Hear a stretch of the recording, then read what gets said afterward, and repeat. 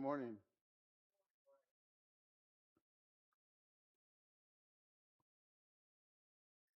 Today we celebrate Independence Day yesterday, but we continue to celebrate Independence Day. I want to bring your attention to how this was created.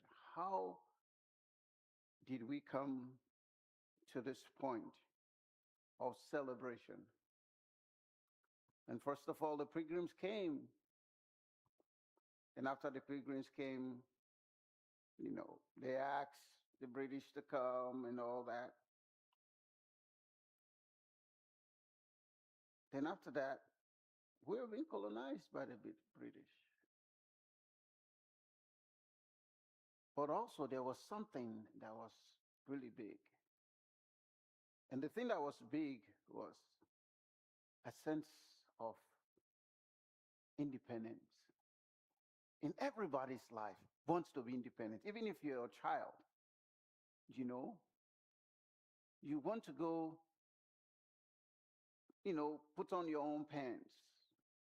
And you sometimes when you're even a killer kid, you want to do things on your own. And independence is very important in everybody's life. You know, even when you get old, you don't want somebody to help you at all. You still want to be independent. So that's why when independence comes in, it's a place where you can, it's freedom to do what you want to do. And sometimes in that freedom that we want to do, there's a tendency of digression. But this time we're focused on America freedom, how we were able to be free and rule on our own and be independent in doing things on our own without asking permission from the British Empire. 56 people came together, 56 of them came together. But I'm just going to name a few in what they said. And remember, Benjamin Franklin said, we should be together. If we'll not be together, then what happens? We will separate together. And what was he trying to say? I'm not saying it's, I just paraphrase what he was saying. But he was not just trying to say that, not because he just wanted to say it. He is looking at the future of America. If there is no unity, because this is just a signature, this is just the smoke. The fire is coming when this signature that we have written will be challenged. And so, and John Hancock, when he was signing it, he said he signed it so bold that even the king don't need his glasses, his glasses to even read that signature. So that means there was laughter in that. There was joy in it. So the desire was there and the signature was written and that the unity was there. But there was also fun in the presence of that, writing that declaration. But remember that declaration came with a prize. You not just say, oh, I want to be independent. Especially when it comes to a British rule. You just go scot-free and they say, okay, oh, you're fine. They'll sign the paper. You're fine, and you go. But also in that came trouble. And British said, no, they're not going to agree to this. 12 of them got their home burnt down. 17 of them, everything they had was taken away from them. And some of them were sent to prison. Carter Braxton in Virginia, he was very wealthy. He has his greatest wealth in his arm. He had sheep, and all the sheep he had was thrown away, was cut loose into the sea. So he decided to sell his whole properties and pay for his debt. He died as a pauper. He died as a poor man just because of freedom. And sometimes we do talk about freedom with soldiers fighting for us. But this man, all his wealth, everything he worked for, was destroyed, and he died. Francis Lewis, all his estate in New York was destroyed. Everything he built was destroyed. They took his wife in prison, thinking that he would recount what he said, but he didn't. He ran away. And soon after his wife was released, she couldn't bear it, and his wife passed away. This is the pain. This is the pain.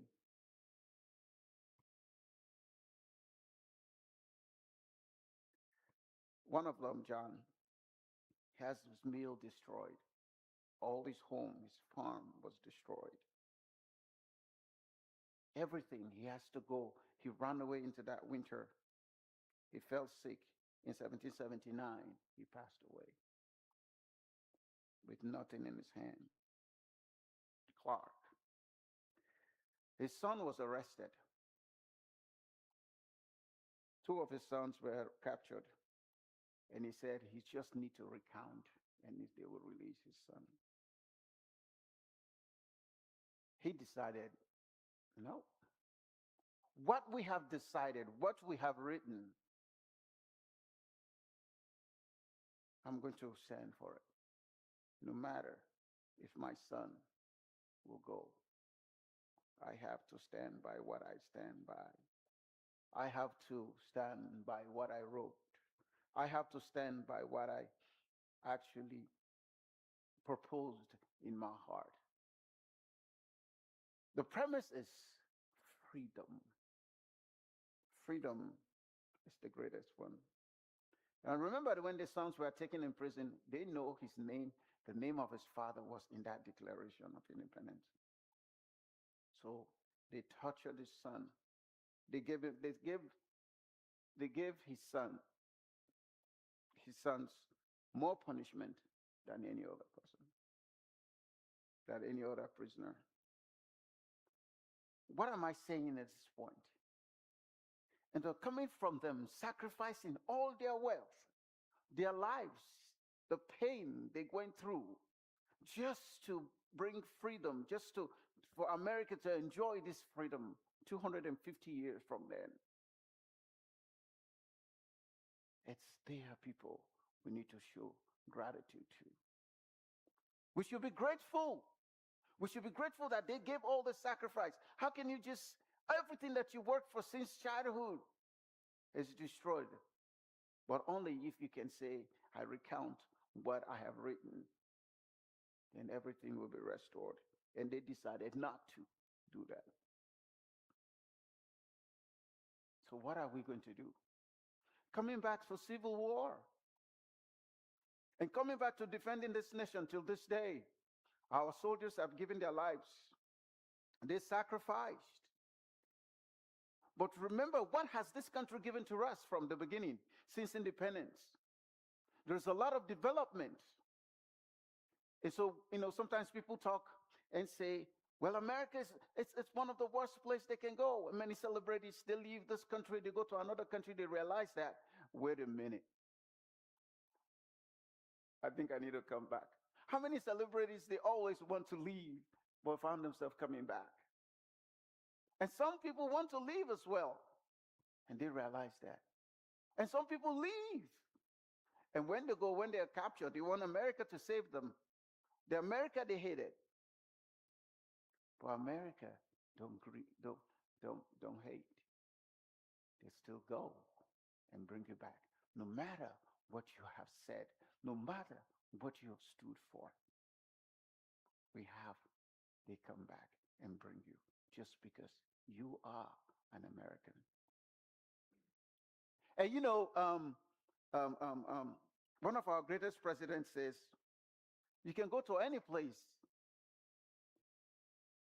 You can be a citizen. You can go to another town, you can do something, but here, when you come to America, this is the only place you can call yourself a name, and that name will stick forever. That is being an American. Said, I'm an American. You go to a place, if I go anywhere in the world, I said, I am an American. That is huge. I am hold unto to other regard, great respect. But this is the country that these people fought for. This is the country that they gave their lives for, but they never enjoyed. A former CEO of Pepsi was interviewed by Condoleezza Rice. And this is what she said. She said, she asked the children that this is, America is the greatest country in the world. And the children asked, why is America great? Why is America great? And he said, you don't understand. I am from India. I am the CEO of Pepsi. I was not born here. I was not raised here. I am the CEO of Pepsi. What greatness is that? If you come to this country and you want to make it, you're tenacious and work hard, you'll be able to make it. But some of us, we look at the point where we have to blame the system, blame the government, but forget to blame ourselves. The country is open. The freedom is already there to do what you want to do. Oh, sometimes people complain about racism. Oh, racism absolutely is there. I'm not saying it is not. But racism is not a reason why you can be backward. Racism should not be a reason why you should not make it in the world. But some people, they say education is not important. But when the position comes that pays, they needed somebody with education. And where are you? So you say, oh no, I don't want to go to college. College is too much for me. Then find somewhere else. Or you don't want to have experience. Or you don't want to stay with a job. Some people didn't go to college, but they stick to a job and they retired well. But you want to play with games. Go from job to another job, to another job, to another job. But America, if you're consistent enough, you will be able to make it. If you're consistent enough, you'll be able to make it. Ask not what America can do for you, but what you can do for America at this moment. Ask not what America can do for you. America has done so much. America has opened the gates of prosperity. Are you ready to go in, or are you ready to complain? There are three things I want us to address in what I'm sharing with you. 1, immigration. 2, race. 3, religion. These are the three things I want us to look at: immigration, race, and religion. During those days, doors were open and people were coming in America. Every time they come in, some they come in from different areas, different angles, and they come to America. But also there's another thing that you see around. If there is no control in somebody coming in the country, that's going to be a problem. I came as an immigrant. I changed my visa. But there's no control when you come to this country. No matter who you are, no matter how you come to this country, you have to put this country and respect what is happening in this country. I don't care how you come. This is not my business. My business is, what are you doing when you're here? Are you going to get involved in drugs and alcohol or things that the law does not allow you to do? Or are you going to be a faithful and sincere citizen? And most of the people who were not having residency find out that they got involved into drugs, got involved into violence, got involved into things that they're not supposed to get into. But as somebody that has come to this country, no matter how you come to this country, you have to make sure that you represent this country. And even if you don't represent the country that you came from, you have to understand that you have to also respect the country that you're in. And anytime they go on the news, they'll tell you, this person, this is the crime he committed. What do they say for the next? Where he came from before coming here and how he came. And because you're becoming a bad person, everybody is affected by that bad act that you've done. Being a faithful person, just representing your country, even though your country is bad, then behave yourself right, because you don't know what's happening tomorrow.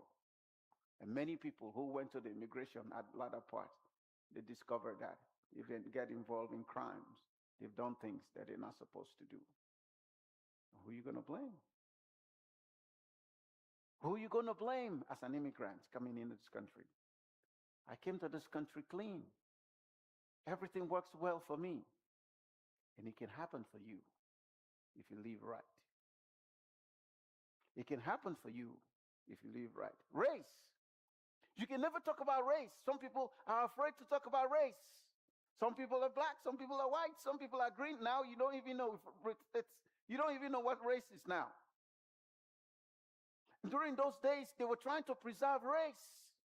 KKK's there and everything, something somewhere. There's something, an organization trying to preserve race. They say this person has to marry only a white person, and the black person said he has to marry only a black person. Did it work? It never worked. So generations and generations and things are not working. So on this other hand, how are you going to stay still insisting the fact that this race is still going to be preserved white? America is going to be preserved white. It's never going to happen again. It's never going to be all over white. It's never going to be all over black. It's never going to be all over Indian. So the thing is that race, are you going to embrace race? Or are you just going to say, well, I'm just going to fight? Think. Supremacy, still there. It's still existing in America. A while ago, people came to, they did whatever they want to do. And showing them masks and kind of stuff, showing supremacy. So for what? Who? Supremacy for who? It's never going to work. So I want you to understand from the point, those of you who are looking at me, that supremacy will never work anymore. But what happened is, as Benjamin Franklin said, we need to be together or we'll be divided. We need to be together or we'll be divided. But if we're not, as an immigrant, as I speak to you, as a first generation immigrant, what did I give to this country that has given me so much? Why did I give to this country that has given me so much?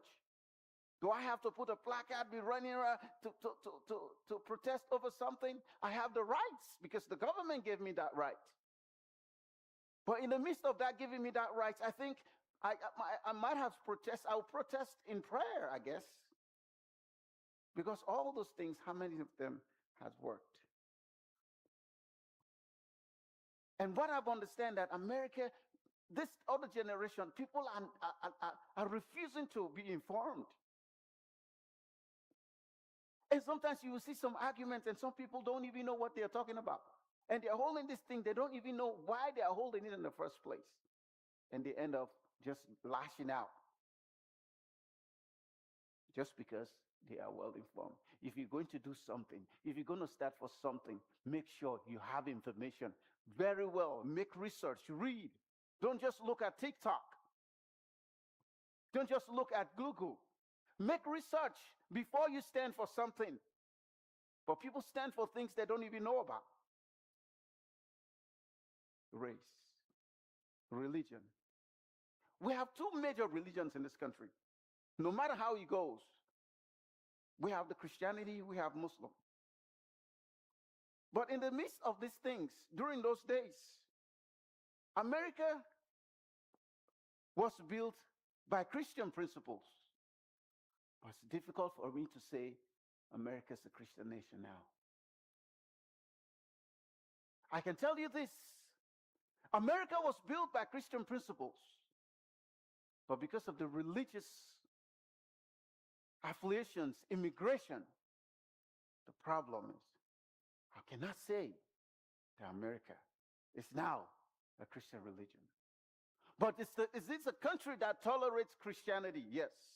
Is this a country that tolerates religion? Also, yes. But in the midst of that, many people leave their countries to come for religious freedom. But the same religious freedom they came for, they're building the same the same religion where they came. So are you moving from a country for religious freedom, or what are you doing? And sometimes boldly people will say, I want this religion to go to the houses and everywhere. If it causes me to kill, I will kill, so that my religion can be. Then who is your God? Does your God tell you to kill? But going back to race, I remember I dated somebody in Puerto Rico, and his father said, this man, I don't want him because he's black. I'm thinking about how my daughter is going to look like, my granddaughter is going to look like, or my grandson is going to look like. The kind of race. And religion, when it comes to religion. And somebody says, I will never want this man to marry this person because this person is from a different religion. I'm not saying somebody should marry somebody from a different religion, but some things are there that you need to go on your knees for. I don't want this, my family, somebody to move to another religion, because this religion is the only religion. So this person leaves this place, we have to kill him. We have to get something. We have to excommunicate this individual. But is this the freedom here in America? Are there going to be laws that will restrict those freedoms? Or are we going to look at it that everybody at the age of 18 has to decide where they belong? In the midst of Christianity, when you look at Christianity, we have to make that decision. If somebody is going to move, we'll let him go. Because we are not the one going to do the conversion. It is God who does it. In every religion, I can talk to every religion as I look at. It is God who converts. If your own manuscript says you have to kill somebody, you think about it now. Think about it. Religious freedom has to be included in the freedom of America, but not as a restriction. I know there are cults and occults, but sometimes you can smell that quick when it comes to you. But as Christians, we have to look at a few things. How do you look at immigration? How do you look at race? And how do you look at religion? Are you prayerful enough? What are you giving to this country? I gave my life to this country and I joined the army. That is how much more as an immigrant I can give to the country. I wish I can give more in community service, but not in holding guns or just going there and disrupting things. As Americans, as immigrants who have papers, who don't have papers, but you have to think about being grateful. For the matter of fact that you're here, you're on food stamps that you don't even deserve. You're living in a house that you're not even paying for. Or you're enjoying the benefits that you're not even paid for, that you don't even give money for. And you're here, you get the job. You have to be grateful. You have to be grateful. What are you going to do to return back the favor that Americans have given to you? Is it to bring drugs and destroy the children? Or is it to bring philosophies? Or is it to bring religion that will destroy this country? But I believe I'm strong with my religion. And I believe that I don't have to ask God to fight for him. He's going to fight for himself if he wants to. But are you going to fight for God? Is religion embedded in your family? Yes, absolutely. But can that be violent? That's a problem. Can your religion be violent? And this is not what America stands for. America stands for peace.